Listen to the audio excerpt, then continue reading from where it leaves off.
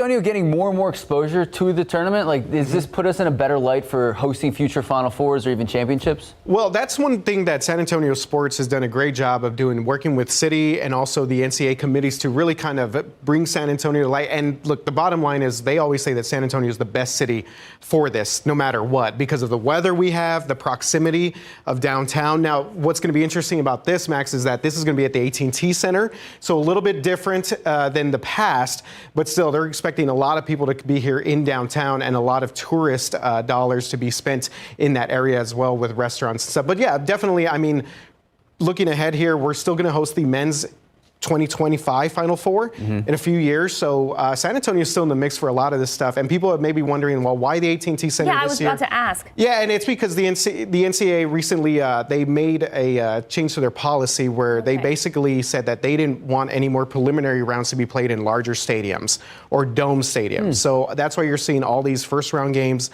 this regional tournament to be played at the AT&T Center. They want it more into like intimate settings and NBA arenas. I think it's funny that because I walk into the AT&T Center and I think it's just so big that it's considered an intimate setting because you forget how massive the Alamo Dome is. Compared to the Dome, and after covering the Final Four here in 2018, I mean, it is a big difference. But still, the Dome is going to be fine. People are wondering, like, well, why not the Dome? Why, why are they switching things around? It's not that it's that the NCAA switched its policy around this year.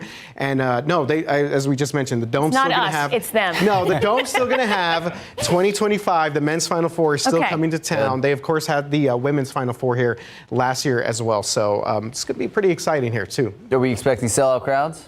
They are expecting sellout crowds, yes. Now, tickets are still on sale. If you go to the NCAA Ticket Exchange site, they wanted to make that clear. They don't want you to kind of get, maybe scammed with some, other ticket vendors, things of that nature. But yeah, go to the NCAA Ticket site. Still selling tickets, and they do expect sellouts Thursday because, really, as we mentioned, the lineup of this team is great. Talking about the proximity of Houston, the Cougars are going to be here. Shout out JP Barajas there. Big Houston. I was going to say, that's Barajas' team right there. I know he's excited about that. Arizona. A well-known, a storied program in college hoops. And we also have a rematch of the 2018 Men's Final Four Championship game. That's between Michigan and Villanova. Max, are you a Villanova guy?